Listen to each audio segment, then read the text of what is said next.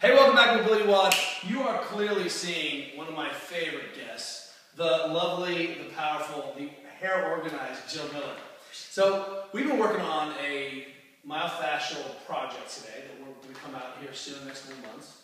And this morning I had my neuromuscular dentist, Greg Uckert, at the gym. And we talked about neck positioning, the TMJ problems that we see in so many people. But Jill has some very, very creative ways of using her grippy tune-up balls that you can get at yogatune-up.com or yogatune-up.com, and you can get this there. But these balls are a little bit softer and are very appropriate for some of the tissues of the cervical spine and the face and the neck. Absolutely. Right? So here's the deal, is that we know that we've got to ultimately change carriage, change position of this head if we're going to ever resolve any of this dysfunction. And a big component of that is myofascial work. Is really looking at the interface of skin, of how stiff muscles are working, how tissues are sliding over one another, right? Right, and also internally, within muscles. How are the connective tissues creating slide and glide inside the tissues? Not just big stuff, but inter turbulence. I love it.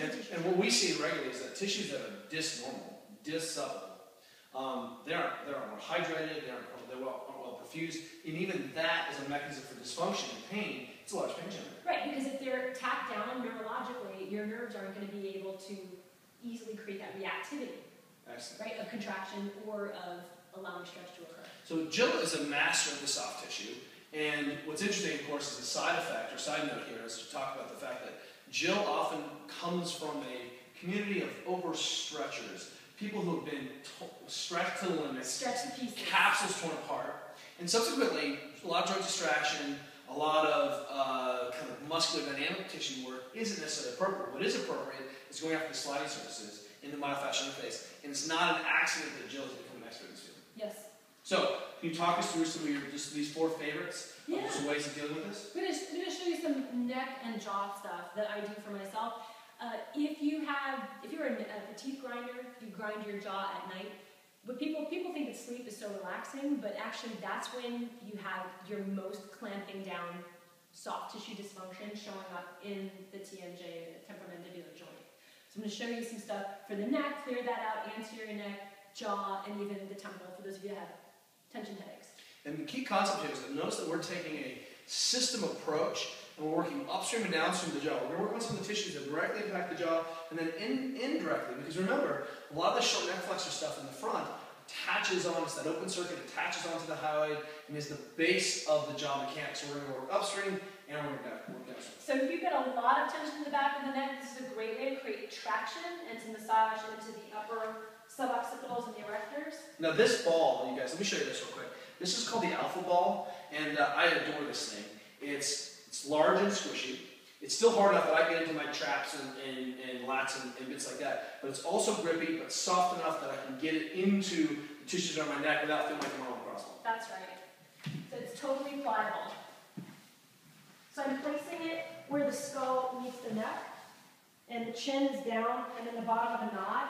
And so this is the equivalent of a generous hand tractioning my skull away from the neck. And there's nothing I want more than to have my skull plopped off my neck like a mushroom cat. And when you are in this position, there's no way we're going to get good jaw function. We just see it. We demonstrated that in the earlier video. And so one of the things we do is we open up this soft tissue in the back, and this fascia creates some space in the back of the neck, and that allows for the opportunity for better head function. What are you doing with your hands? So this is the woe is me position. I'm just adding some body weight so that I'm able to create some movement between the skull and the first vertebra. Now you can tell Jill is using her hands, it's a little chin and body weight. The MWOD Legion followers out there, do not put a plate on your face. Because I know how you guys are thinking. I appreciate that, right? Okay, so she's just packing that right at the base of her skull, right at the occiput here, just back and forth, and just trying to strum that tissue.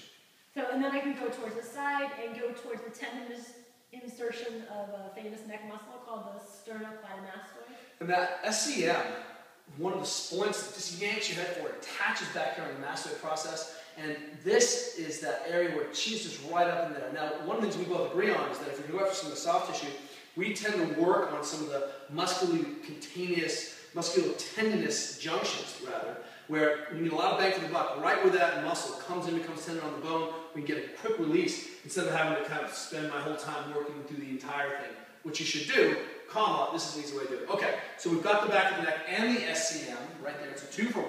What do we got next? So this is the anterior neck. So this is the collar of the neck. This is going to grab into the scalenes, again, the sternocleidomastoid, and some other stuff. So I just bring my chin down. This is a slightly larger, or this is a slightly smaller ball. It's called the Therapy Ball Plus, and so it fits really well right above the clavicle. It's not called the blue balls. It's not the ice blue balls. No, it's the Plus. And here's one of the things that's nice about this tissue, or this treatment, is that instead of taking neck to end range, where we start to see a lot of dysfunction, Jill can create a lot of shear and rotation in that skin, in that tissue, and then not have to go very far with her neck before she starts to create kind of bite into those tissues and take those tissues to end range. Right. And this is easy to do. So I don't have to create like a whiplash movement in my neck. And you can see the ball is pickling all the skins and the fatty layer underneath and moving that all around the fascias. And it feels so good. Both of these techniques immediately make me calm down. Absolutely. If you have TMJD like problems in the neck or head, this should be your go-to, and you should feel free to do this once a day, twice a day. Many, many times a day. As often as you need. The idea is that we want to give you some on-demand pain relief. TM, is that too late to TM then? And that's Jill's little model. So the key concept here is being able to wind these things up and having a couple different variables. Look, lacrosse ball is ubiquitous, it's fantastic, but if we start to create an ecosystem, I need some balls that are a little bit softer, a little bit bigger, a little bit grippier. What do you do next? So this is I'm laying on this is like a meditation cushion, but you can put a phone book if those still exist, or a large book, or even Kelly's new book. Why don't you put it in the book? So this is put it on your face, and it'll help you with TMJD. So if you go right underneath your cheekbone, there's just a big wad of chew tissue, your masseter muscle. Mine is super tight because I talk all the time. Ask my husband. And so the ball is in place, and I can open and close the jaw. People will chew upwards of 3,000 times a day. And if you're a gum chewer, just double that, why don't you? That's 6,000, 10,000 episodes a day. And that's a lot of cycle. And if you think about any other tissue of your body and how much time you spend on it, if you look at the tissues of the jaw, you probably have never really gotten into this tissue at all. And Jill's just found a soft ball and is winding up and just strumming back and forth. And it's easy. In PT school, they actually have me with a glove on, reaching into your hands, strumming those tissues from the inside and outside. I think that's creepy. It's easy to do and make a really big gap yourself. And even when I'm just watching some TV, I can wind up and open and close my jaw and just take the slack out and restore those tissues. And this final point I'm doing is above the cheekbone, above the zygomatic arch area. This is the temporalis. So if you have tension headaches, I can also use the other ball and create a wind up here. And so I've got both temples. That's right. And that ball that goes underneath that zygomatic arch wraps up, and you'll see just right into this tissue, very much related to the top function of that jaw. And then I know this is a little bit crazy because, right? But I tell you what we're able to do is we kind of wind up both at once, and it makes a gigantic difference. The skin of your head is no different than the skin over the back of your Achilles, is it? It needs to slide and glide. And that stuff gets tacked down, peoples. And this is related to the jaw as well. Oh my gosh. So we've got back of the neck. Oh my gosh.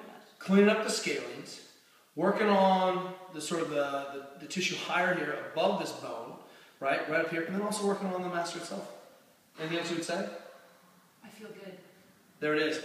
Take a crack at buying yourself some slack for your jaw. Remember, it's also about thoracic positioning, work downstream, clean up the internal rotation, boom. A bigger smile too. It's weird how that works. Jill Miller, Yoga Tune-Up. See you guys in a moment.